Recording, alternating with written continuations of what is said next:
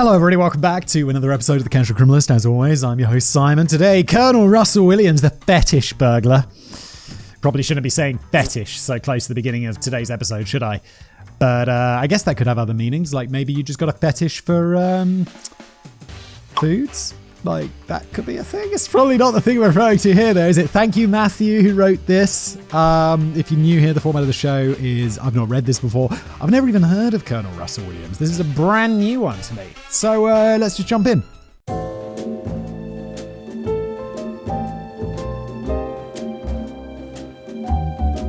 On a chilly September afternoon in Belleville, Ontario, Anne Marson Cook, a music teacher and local artist, pulled her car into the driveway of a rural home located right off of Highway 37.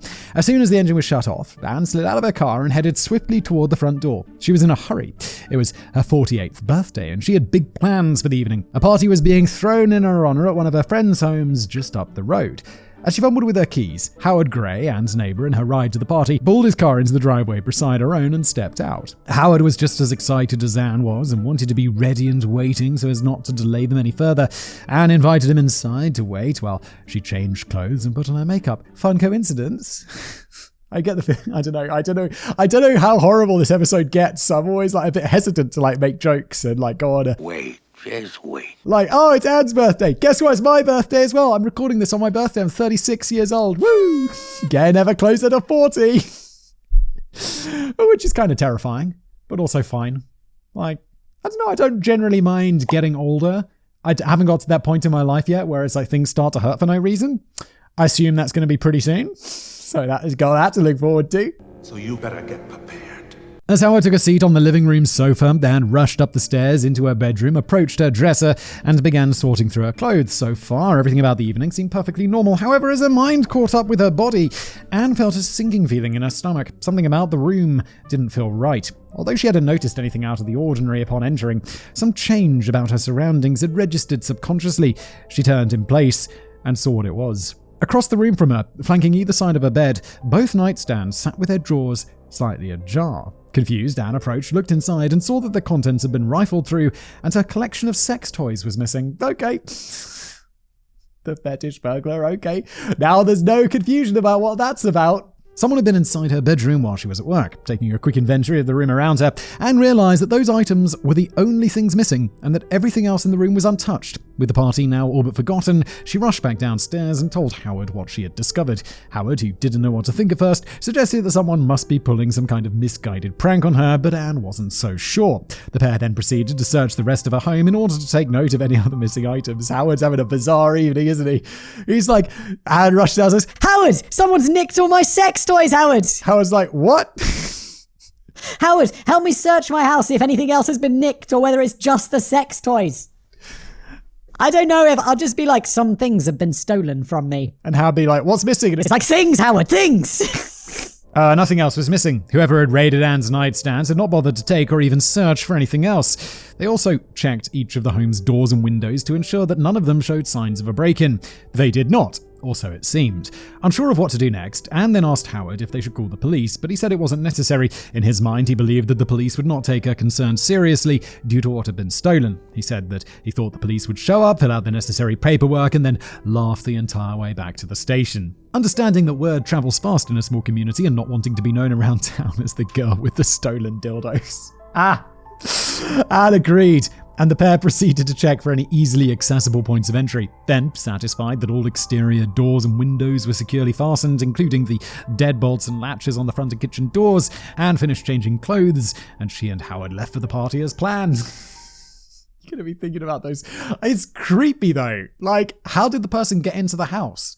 That's the question. If someone breaks a window and comes in, you're like, cool, need to secure my windows better. But if there's no sign of how they got into the house, I'll be like, oh, that's worse. That's somehow worse than fixing the window, isn't it? Because then you at least know when someone's broken in through a window. That night, the pair arrived unfashionably late, but they did not allow the evening's strangeness to fully taint their night. Together, Anne and Howard partied, and the next morning, once Howard had sobered up, they returned to Anne's home just as planned. Wasn't she like 48 years old? Generally, like, as an adult, if I go to a birthday party, I'm not sleeping at some random person's house where I'm having a party. It's like, I'll have the birthday party at my house, and sleep in my house, or I will go home and go to bed. I just like being at home. I like sleeping in my own bed. It's a great feeling. Since she was understandably nervous, Howard offered to accompany her inside and wait with her while she readied herself for work, as he once again sat in the living room and rushed up the stairs past the ajar nightstands to her dresser and then into her office to copy a document. When she entered the room, Anne immediately noticed that something else was not as she left it the night before. Across the room, an outdated, rarely used computer sat atop an old desk with its CRT display switched on and its screensaver disabled. On the desktop, a Word document was open and the following text was displayed.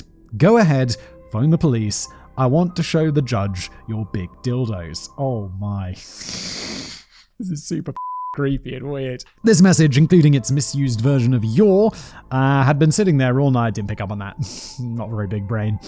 Had been sitting there all night waiting for her return, and screamed. Howard ran up the stairs to see what was going on. When he entered the room, she was pointing at the words on the screen. This was, Howard said, the first time in his life that he ever felt the hairs on the back of his neck stand up. Together, they once again searched Anne's home for signs of an intruder and took inventory of her personal items. Only then, when Anne was consciously checking for missing items, did she notice that something else had also been taken: several articles of lacy lingerie.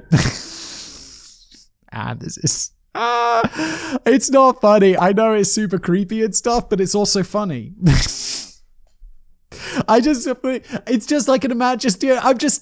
Obviously it's scary, but I just imagine being in Howard's position of like, okay.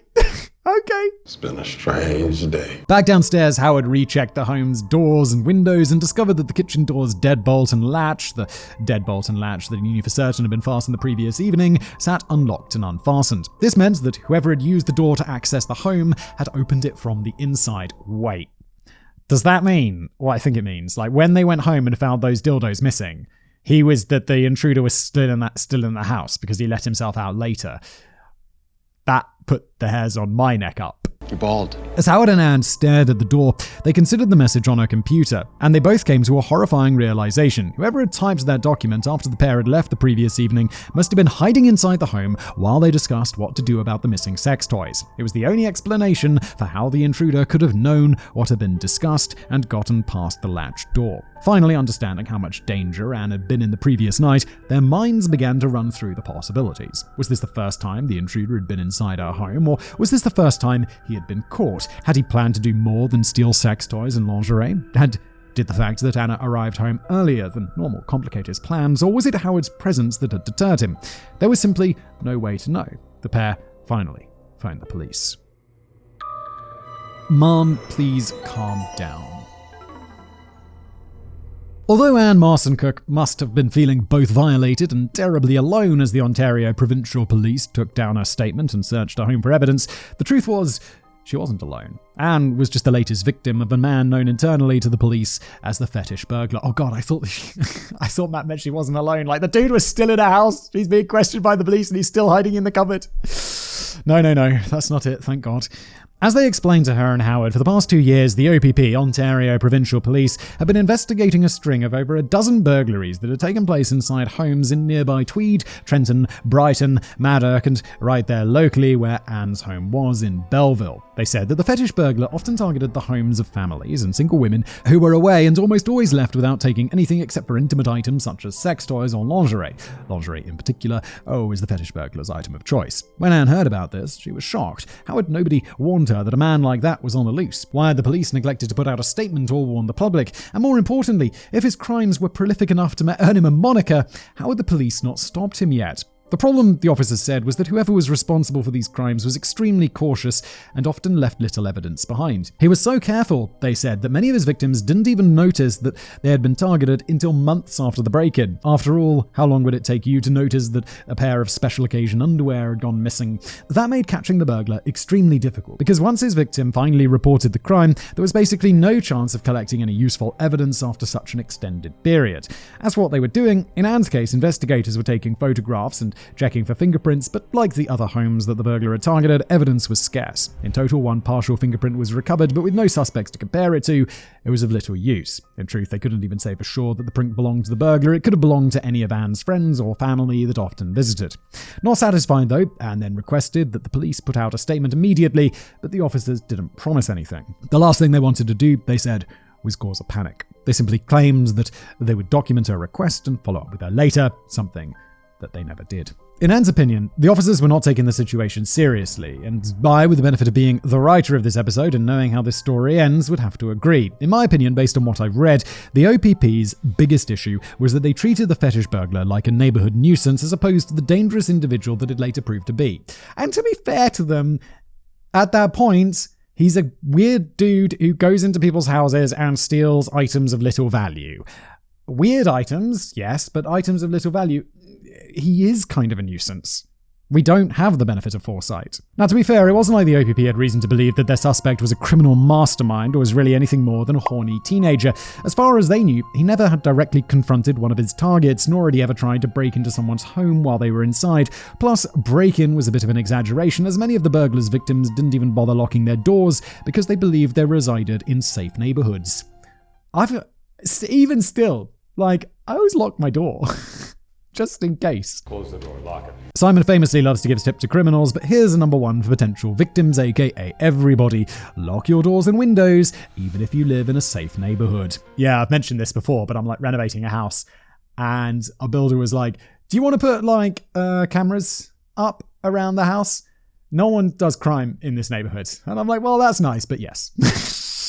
Just in case. Another major problem with the police's apparent strategy of let things work themselves out was that they were failing to recognize that the fetish burglar's modus operandi was changing rapidly. For example, although they were correct in assuming that he usually targeted isolated homes whose occupants were away, they were ignoring the fact that he had been growing bolder. In the months, he had begun targeting homes located on main roads like Anne's and leaving antagonizing messages for the home's occupants to discover once they returned, once again, like he did with Anne. On one recent occasion, the burglar had raided the home of a family that had gone away on vacation. This was relatively normal behavior for him. However, instead of slipping in and out undetected and only taking items that would not be easily noticed, he decided to steal every pair of underwear out of a young girl's dresser and leave a note on her desk that read, "Merci." He also, this is occurring in Canada. Is Ontario, is that French Canada? I said, there's that French bit of Canada, right? He also took the time to cut out and pocket every single photo of the girl from the family's photo album. That's fucking weird, bro.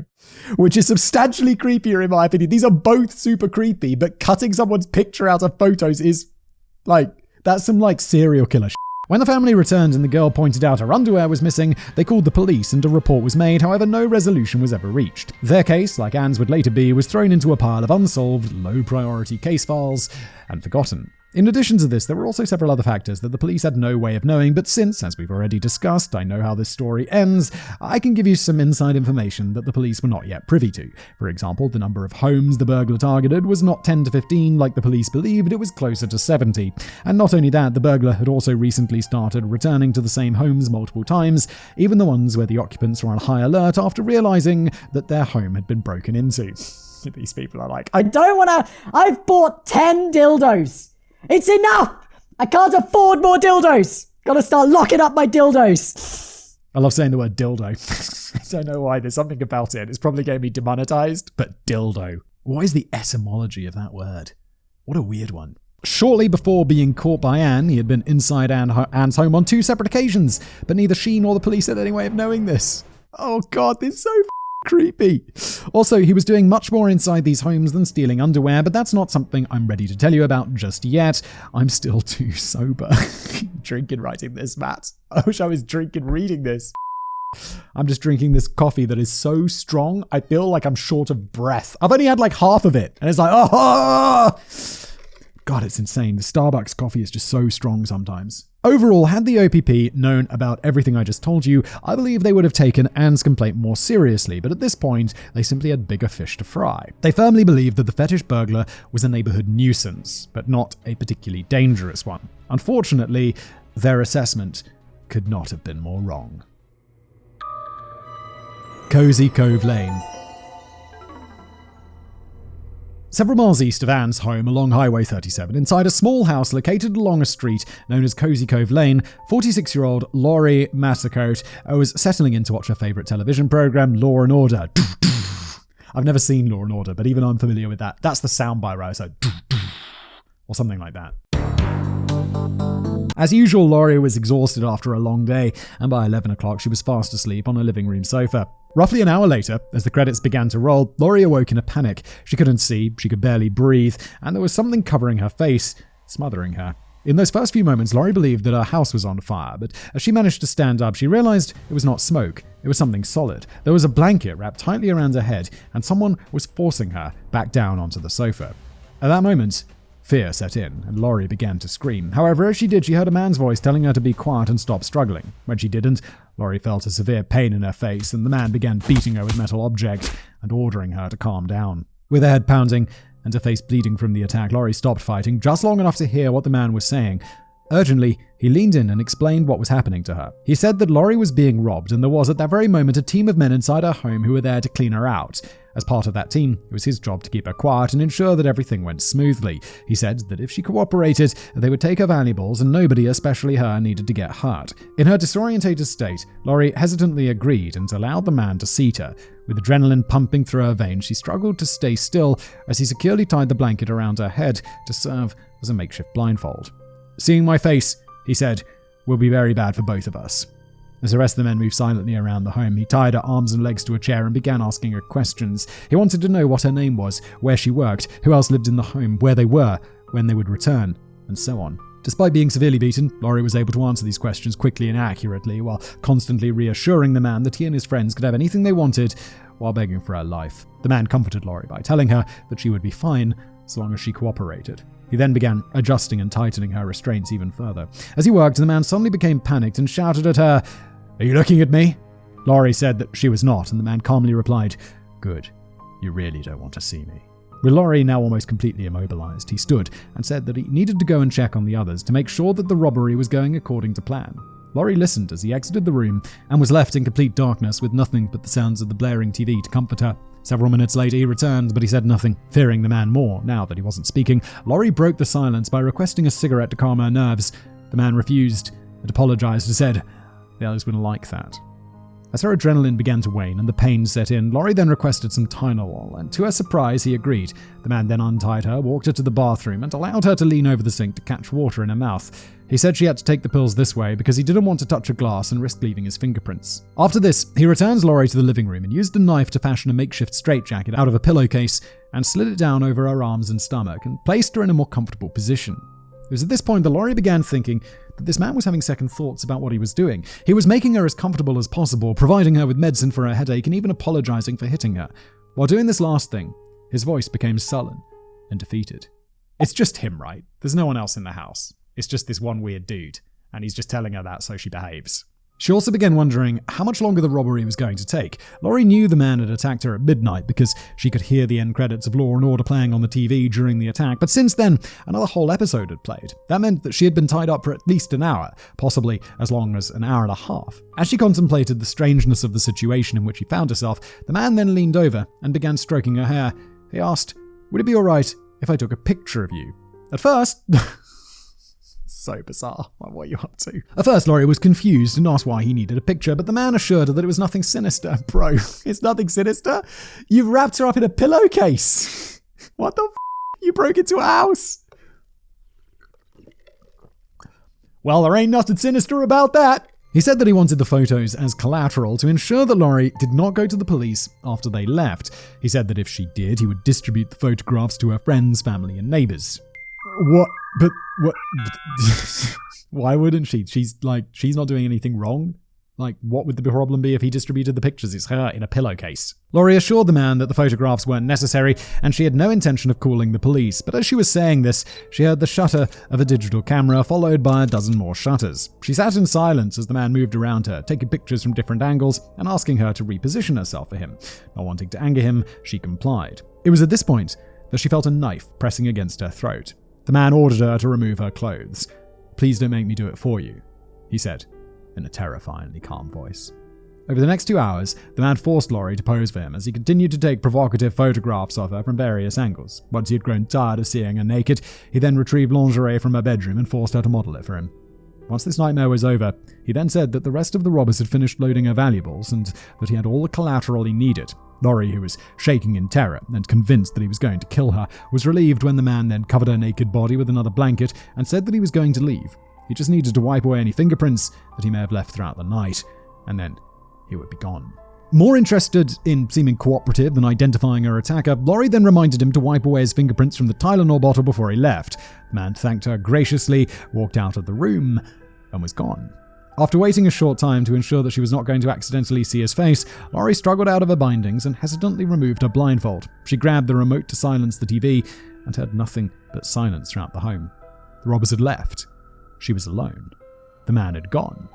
And as promised, she was alive. Laurie then stood up, looked around, and began sobbing. She realized in an instant that nothing inside her home had been taken. There was no robbery, and the man who had taken pictures of her had been there solely for her, not her valuables. This somehow made the situation even worse, and she immediately picked up the phone and dialed the police. I wouldn't say somehow it made it worse, it just is worse. It's much more creepy. It's like with a robbery, it's like at least there's some financial incentive, but when it's this, it's just like, it's kind of just, the incentive's just weirdness, creepiness. Mistake after mistake.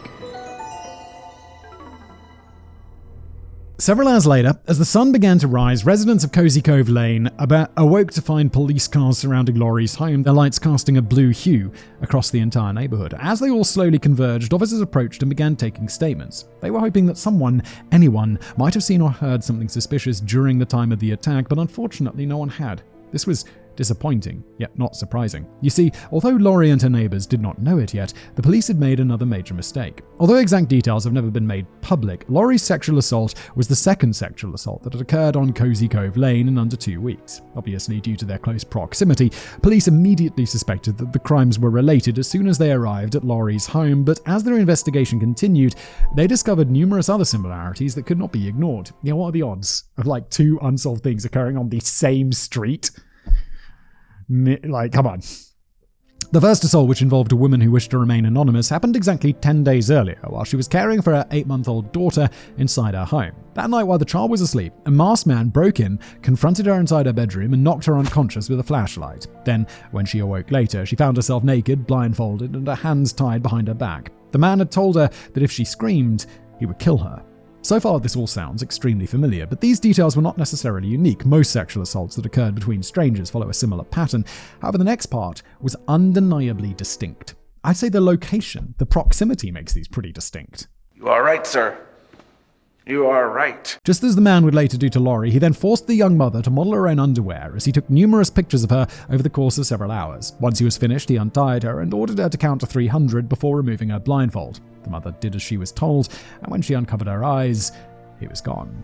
Police also identified another unique detail. At no point throughout either assault had the man even attempted sexual penetration. This was extremely unusual for violent offenders who had no problem whatsoever laying their hands on their victims. This led the police to believe that the man they were searching for was very likely impotent and almost certainly lived nearby. They believed that he was targeting people who he saw every day. That meant that Laurie and the woman's attacker was likely one of their own neighbors.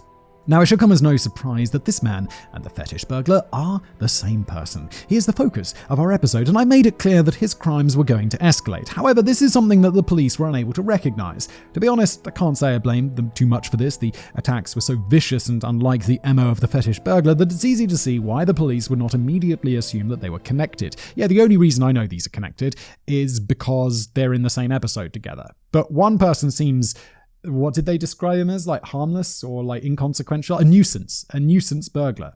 And this other guy is like a proper predator. Although they are the same person, so they're both proper predators, but I also wouldn't have made the connection. Also, as I've said, the burglaries had been occurring for over 2 years, and these assaults had both taken place within 2 weeks of each other. Without insider knowledge, they do seem very isolated. However, one major error that the police can be faulted for is failing to notify the residents of Cozy Cove Lane that a sexual assault had occurred within their neighborhood. The first woman understandably wanted to remain anonymous out of embarrassment, but nothing was stopping the police from issuing a general public warning. Still, though, they did not. Their hesitation, you see, came from the assumption that the first assault had been a targeted assault and that nobody else was in danger. This was a short-sighted decision that carried serious consequences. Determined to find a suspect, investigators sat Laurie down and began probing for as many details about her attacker as possible. Unfortunately, Laurie said that despite being near the man for so long, she couldn't give them any details because she really had been blindfolded throughout the entire encounter. At one point, she may have seen him wearing a pair of white tennis shoes, but she couldn't be certain. Inside Laurie's home, they were able to collect some DNA evidence, but with nothing to match it to, they were at a dead end. With so little to go on, the police began going door to door to speak with Cozy Cove residents and identify any obvious suspects that stood out. Just cruising around looking for a dude who looks weird. It's like, you seem like a weirdo, sir. You're now on the list.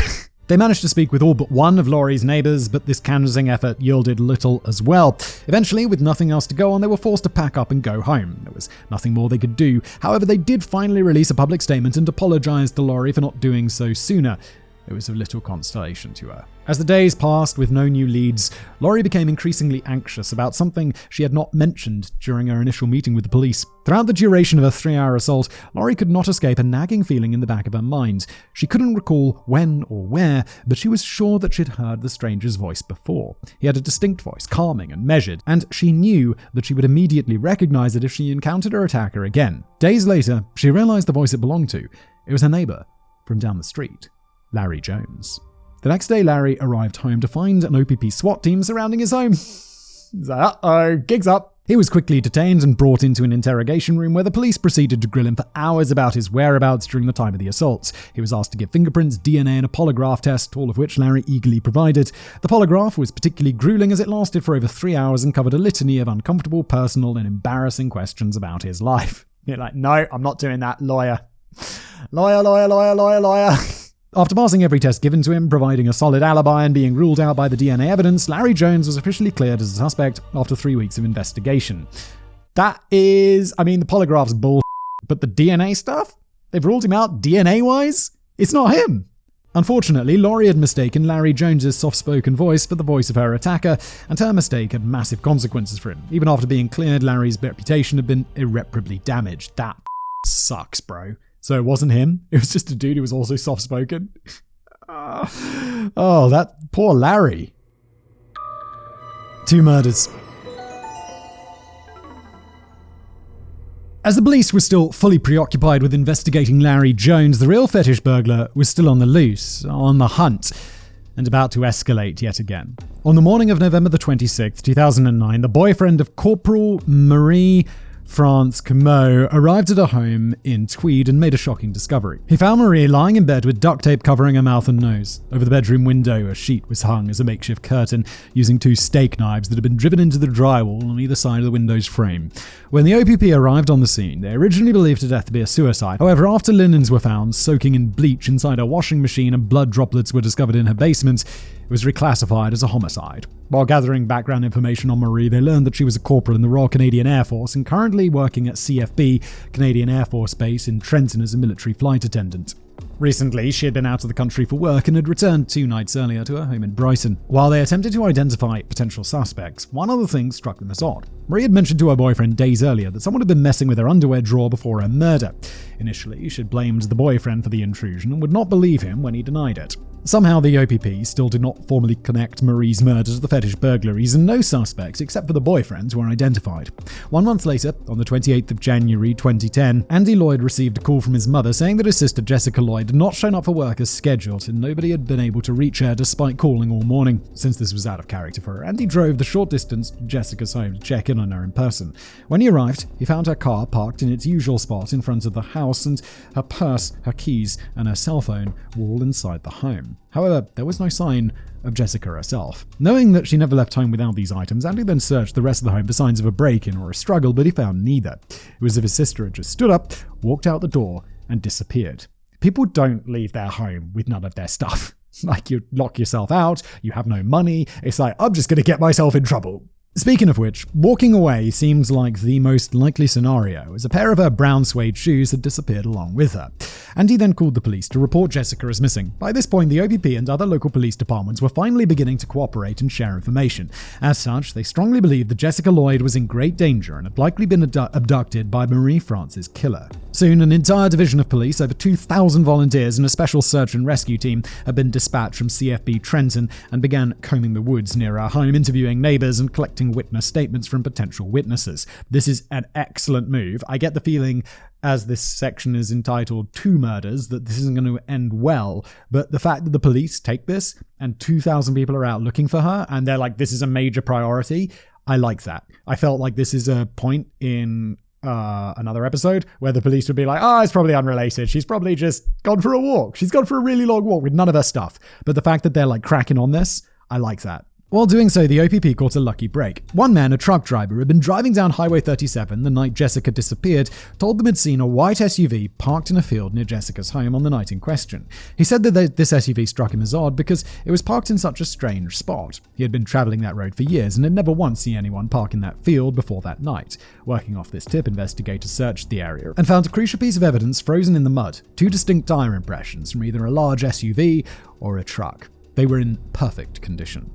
With photographs and impressions of these tire treads in hand, they then set up 6 emergency roadblocks along and around Highway 37 to stop and inspect the tires of passing vehicles. They believed that based on the locations of the crimes that their department knew about, whoever had killed Marie and abducted Jessica must have been a frequent traveler of Highway 37 and used the road to identify and select potential targets. They believed that he might even use the highway to commute to work, and it didn't take long for their theory to be proven correct. On February the 4th at around 7:30 p.m, the OPP's roadblock stopped a white Nissan Pathfinder matching the witness's description, but investigators almost let the driver go without inspection. That would have been a critical mistake, a mistake that someone within the department had already made once on Cozy Cove Lane. The vehicle's driver, David Russel Williams, was a well-respected colonel in Canada's Royal Air Force and a man that many people in the community knew well. When police pulled him over, Russell showed them his military ID and stated that he needed to be let through quickly because he had a sick child waiting at home. At first, the officers were willing to let him through. However, a senior officer spoke up and told Russell that a roadblock was simply a standard vehicle safety inspection and wouldn't take long. He could go about his business as soon as it was complete. As the supervisors were explaining this, other officers were surrounding the vehicle to conduct visual inspections of the car's headlights and emission system, while another officer secretly completed the group's primary task. The officer was crouched down beside the tires and comparing Russell's tire treads to the impressions taken from the field, and they were an exact match. He ain't going anywhere. The supervisor was then made aware of this and Colonel Williams was allowed to leave. However, he did not leave alone. Just down the road, an unmarked car began following the Pathfinder as the OPP tried to figure out what the hell they were going to do. Wow, this is great. This police work, I like it. Competent police work, because they don't just arrest him. They're like, cool, let's follow him and let's see where he leads us, which I like. I wouldn't have thought of that. Like I'm some sort of super genius who would think of everything, but this is good police work. I like it. The Colonel. As soon as they realized that their prime suspect was a well-respected colonel in the CRAF, investigators knew that they needed to tread lightly to ensure that they were not about to make a massive misstep by accusing a man whose name and reputation garnered so much respect within the community. To give you some idea of just how trusted and well-known Colonel Williams was, just days earlier, he'd personally made a television appearance after signing off on a multi-million-dollar purchase order for new aircraft for CFB Trenton. He had also received top-secret security clearance, the highest level of security clearance available in the Canadian Armed Forces, and in the past he had been charged with personally transporting high-ranking government officials, military commanders, and foreign dignitaries. These included the Canadian Prime Minister, Canada's Governor-General, as well as Queen Elizabeth II and the Duke of Edinburgh while they visited Canada. Holy shit, okay. To say that the police were nervous about who they were investigating would be a massive understatement. One misstep could easily cost them their careers. How and why? That's not fair. It's like, just because someone is high profile doesn't mean they should have the power to lean on police officers, because then it makes them less willing to investigate people with money and power, which sounds like an incredibly naive statement, and I guess it is, but it shouldn't be like that, should it? To make matters even more complicated, as they dove into Colonel Williams' past, they found an exemplary record. They learned that Russell Williams had been in the military for over 2 decades and had acquired multiple awards, including the Southwest Asia Service Medal with Afghanistan clasp. This award indicated that he had been part of Canada's war effort to combat terrorism in the Middle East following the 9/11 terrorist attacks in America. He also had no criminal record, no record of military misconduct, and no other indicators that he was a violent or sexually abusive person. The colonel was married to a woman he had been in a committed relationship with for over 20 years and had friends who spoke very highly of him. The more they looked, the more impressed they became by what the colonel had accomplished. He seemed like a shining example of military excellence, and this terrified them. How, they wondered, could someone like Colonel Williams be responsible for such heinous acts, and how were they the first people to make this connection? Because he's smart and he hides it well. Obviously, he wasn't leaving any evidence behind, and yeah, he just seems like a very competent individual who turned that competence to a military career and then also to crime, assuming it's actually him. which I think it is because he's the person this episode is titled after. So let's carry on. They didn't have the answer to these questions, however the evidence couldn't be ignored. First, most damningly, were the tyre tracks. Although the officer had only been able to perform a quick visual inspection of the tyres, there was no doubt in his mind that the treads matched the imprints. This, combined with the truck driver's description of Russell's Pathfinder, left little doubt in the minds of investigators that Russell's vehicle had been parked near Jessica Lloyd's home on the night of her disappearance. Second, although this was purely circumstantial, Russell Williams had a significant connection to each of the victims in question. Russell lived on Cozy Cove Lane next to Laurie and the unnamed mother, worked at CFB Trenton with Maria, and commuted along Highway 37 past Jessica Lloyd's home. This meant that Russell had direct and available access to all 4 women and during the time of their assaults. This was a coincidence that could not be ignored. While checking into Williams's living arrangements, they also discovered that he owned a second home in Ottawa, a new build that he and his wife had just moved into. He also slept on base at CFB Trenton and travelled for work regularly, which meant that his schedule was constantly changing. This, investigators believed, could allow Russell the time and privacy to go behind his wife's back and commit the crimes he was suspected of. Lastly, and this is the least concerning thing, Russell did not have any children. That meant that his claim of rushing home to tend to a sick child was provably false and indicated that he simply did not wish to have his vehicle checked. Yes. Although, it could be someone else's child. He's like, a sick child, not my sick child. Although, that's definitely what he was implying, right? Weird to make up that lie. There's plenty of lies you could make up. Urgent work business. I'm a colonel. Very busy. While none of this was concrete enough to arrest him on, it did keep authorities invested enough to keep pursuing him. Then, after 2 days of intense around-the-clock investigation, they brought their finding before a judge who agreed with their assessment and granted them a search warrant for Russell's home. The arrest. On February the 7th, the day the police planned to execute their warrant, Detective Sergeant Jim Smith called Russell on his cell phone and requested that he stop by the police station in Ottawa to answer a few questions regarding an ongoing investigation. SMYTH was deliberately vague and Russell agreed without asking any questions. Before leaving his home in Ottawa, he told his wife that he'd be back shortly. However, Russell already knew that his promise was nothing more than wishful thinking. Approximately 30 minutes later, the 40-year-old colonel arrived wearing civilian clothes and was led into an interrogation room and seated across from Detective Sergeant SMYTH. Russell, whose short hair, muscular physique, and well-groomed appearance gave him a very stereotypical military look, was both polite and jovial throughout their initial conversation. This light mood would soon evaporate as the reason for his visit was slowly revealed to him. Once the pleasantries were over, Detective Sergeant SMYTH spoke calmly and rationally to Russell, laid out the evidence before him, and revealed a great deal about what they already knew. He explained how they had matched the SUV's tyres treads to the one taken from the field, and how they had used that to match and obtain a search warrant for the properties that were, at that very moment, being raided. He told Russell that they would be impounding his vehicle to search it for evidence, and that if he knew anything about the disappearance of Jessica Lloyd, he needed to speak up now because things were not looking good for him. Smith urged Russell to provide an explanation for what he had called an unfortunate misunderstanding. This dude's still hoping. He's like, it's not the colonel. He's such a good dude. It can't be the colonel. Not him. At this time, Russell, whose demeanor had shifted to stunned silence, began to weigh his options. He knew what the police were about to find inside his home, and he knew there would be no way to explain it. Uh-oh. Oh, God. After roughly 1 hour of denying his involvement and offering no possible explanations, Russell finally broke. I want to minimize the impact on my wife. How do we do that? Detective Sergeant SMYTH told Russell that he needed to start by telling the truth and requested to know where Jessica Lloyd was. After taking a moment to consider, Russell responded, "Got a map?" It's 2 murders, isn't it? We know it's 2 murders. The confession.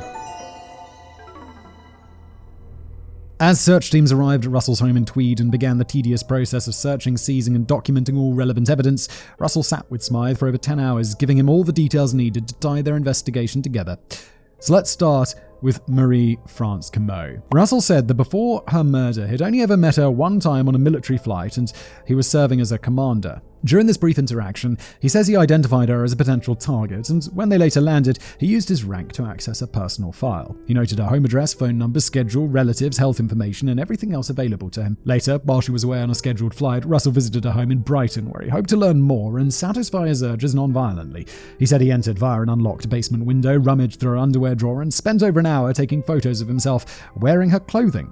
He then exited the home, leaving everything as it was, save for a few pairs of underwear and bras that he had stuffed down his pants. When Marie returned home, she immediately noticed that someone had been inside her home, but as we have discussed, she blamed her boyfriend for the intrusion and did not phone the police. The following night, on November the 25th, Russell returned, parked his Pathfinder in a nearby forested area, switched off his BlackBerry, and approached the home on foot. From outside, he could hear Marie speaking to someone on her cell phone and decided to use that opportunity to slip inside through the same basement window that he'd used the prior day.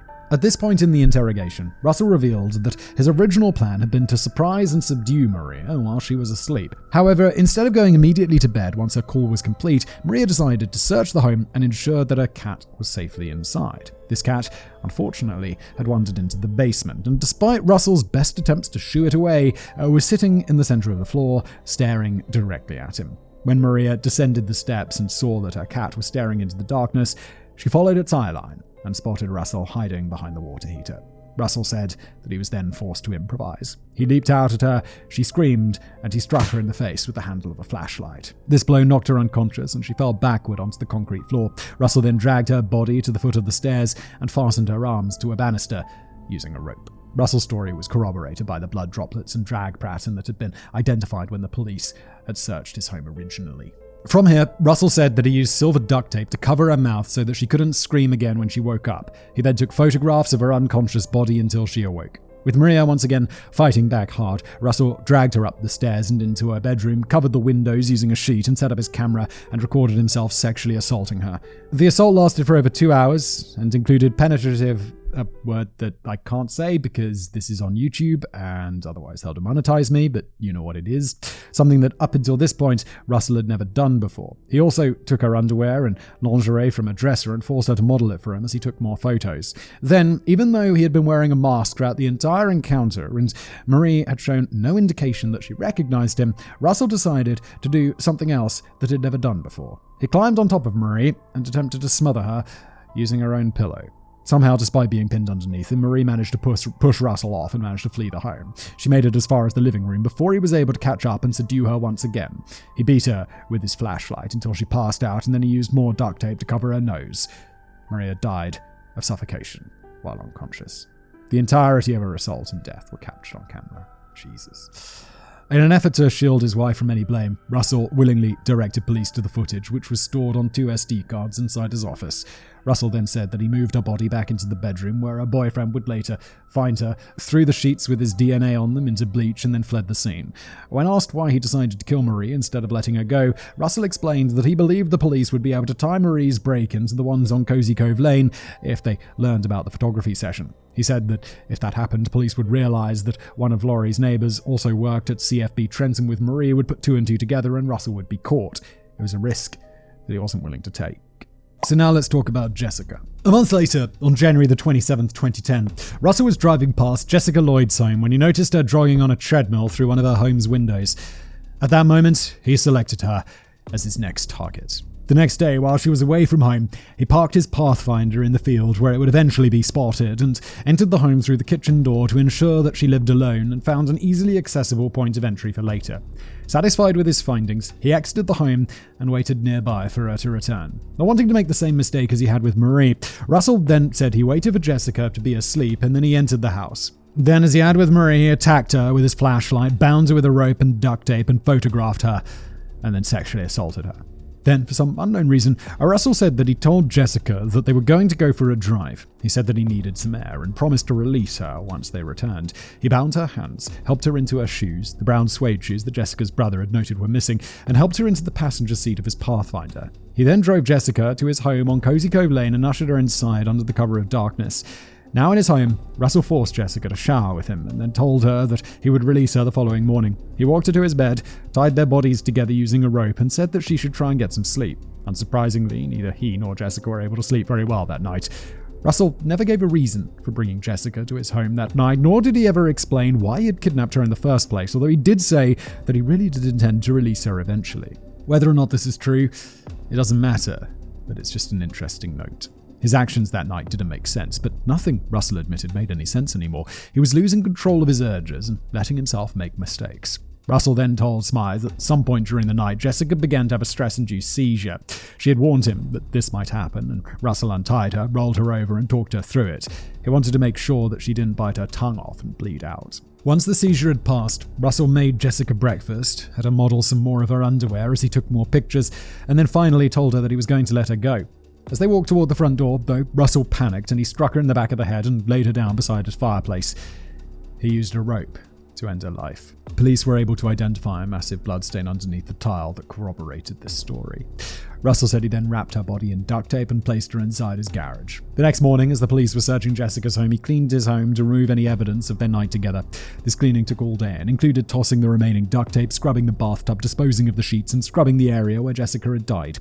That night, at around 11 p.m., as Jessica's decomposing body lay in his freezing garage, Russell drove to CFB Trenton to sleep on base and collect his thoughts before work.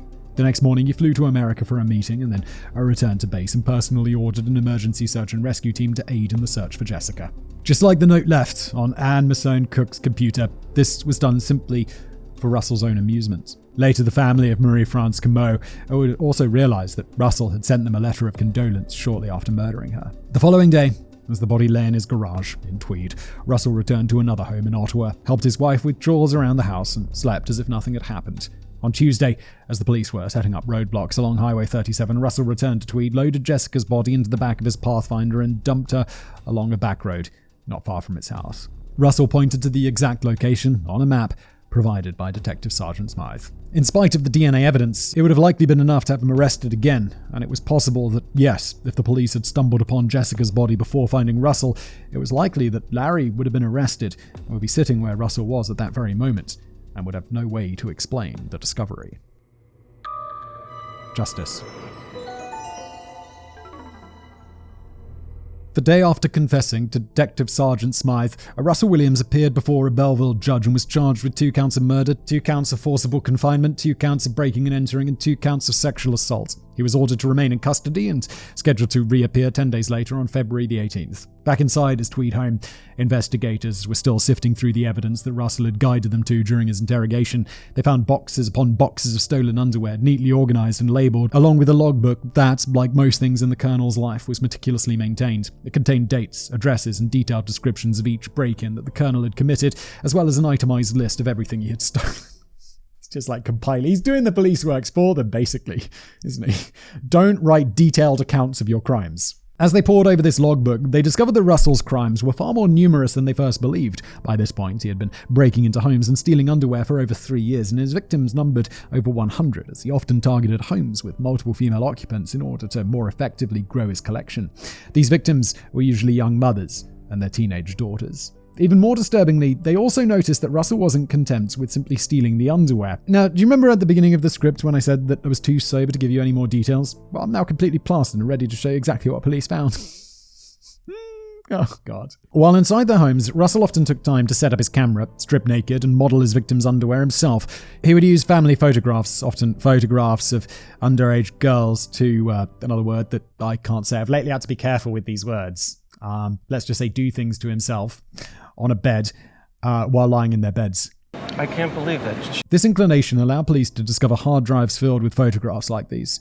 Russell was so bold that he even revisited the homes of women he sexually assaulted, such as the unnamed mother we discussed earlier.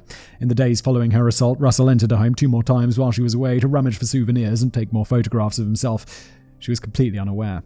In another instance, Russell visited the same house 3 nights in a row. The first night, he simply stood and watched the home's occupants through an uncovered window. The second night, he stood out on the home's back patio and did things to himself while watching a woman shower. And on the third night, he entered the home, stole underwear from a woman, and then did things to himself in her and her husband's bed. The police knew that Russell had done things to himself because he wrote about it in detail inside his logbook. Inside a nearby filing cabinet, the 2 SD cards contained graphic footage of Marie-France Comeau's assault and murder. While these videos have never been released, bloody well hope not. The police said that Marie can be heard begging for her life and saying, "I did what you said, I don't deserve this." Along with this, a duffel bag referred to by Russell as his go bag was found that contained Russell's flashlight, mask, zip ties, and rope. The flashlight was later determined to have blood from Jessica Lloyd on it that Russell had been unable to clean off. Although it would be interesting to dive deeper and explore more of his victims, there are simply too many to discuss, and many of them follow the same pattern. Break in, steal underwear, do things to himself, clean up, leave. It wasn't until late in 2009 that Russell became violent, and we have already discussed every significant instance after that time. Based on all this evidence, 82 counts of breaking and entering were added to Russell's list of charges, 46 of which occurred on and around Cozy Cove Lane and Tweed. Russell had broken into every single one of his neighbours' houses except for one, and all but two of them had no clue that these break-ins had occurred. Russell's first ever burglary was committed in September of 2007 inside the home of MONIQUE Murdoch. This was Russell's next-door neighbour. This was especially egregious since the Williamses and the Murdochs often played cards and went ice fishing together, and Russell had even taught Monique's son how to play guitar. Russell and Monique weren't just neighbours. He was a family friend. He had invaded their home and stole panties from her 3 separate times while she was at work. Throughout the investigation, Russell's wife claimed to have no knowledge of her husband's misdeeds, based on the fact that she didn't show up in any of the photographs and Russell had gone to such lengths to hide the evidence inside their home. Police believed her. Russell's notes were so thorough that it would have been impossible for him not to mention her if she were involved. On April the 3rd, after watching his life fall apart, Russell attempted to escape the consequences of his action by taking his own life inside a cell at Quint Detention Centre in Napanee. He did this by shoving toilet paper down his own throat. A suicide note written in mustard on his cell wall contained an apology to his victims. But Russell was revived by medics and survived. 6 months later, on October the 7th, he appeared in court and pled guilty to all 88 charges laid against him. He was sentenced to life sentences for the 2 murders and 10 years for the sexual assaults on Cozy Cove Lane, as well as 82 years for the 82 break-ins that he committed from 2007 to 2010. These sentences were to be served concurrently, and Russell Williams will be ineligible for parole for at least 25 years. That means his first opportunity for parole will be in 2035, although it is beyond unlikely that he'll ever be deemed no longer a danger to the public. As soon as he was convicted, Russell was stripped of his military rank and medals, and his uniform were destroyed. His Nissan Pathfinder was crushed and scrapped, and he was removed from all government websites and RCAF promotional material. His wife was permitted to receive his military pension payouts because, according to authorities, taking away his military pension would require an act of parliament. Dismembered appendices. Number 1. During the investigation into LAURIE mascot's sexual assault, the officers charged with canvassing Cozy Cove Lane ruled Russell out as a suspect based solely on his military rank. After learning who Russell was, one of the officers allegedly remarked, "I guess there's no use talking to that guy." Yeah, as I mentioned earlier, it's weird and not right how power and money and such get you special treatment. Number 2. After Russell pled guilty, Larry Jones sued Russell Williams for attempting to frame him, LAURIE MASSICOTTE for falsely identifying him, and the local authorities and the Royal Crown for arresting him and raiding his home. He was seeking $1.7 million, but his lawsuit was eventually dismissed. Number 3. LAURIE MASSICOTTE, the unnamed mother, and the family of Jessica Lloyd also sued the local authorities for various amounts, and their suits were settled out of court for an undisclosed amount. Yeah, what a sad episode about a weirdo who's now in jail for a really long time. Yeah. Thank you for being here. I hope you found the episode interesting. If you did, please like, subscribe. If you're listening to this as a podcast, subscribe. Leave a review if you can. That would be grand. And I'll see you next time.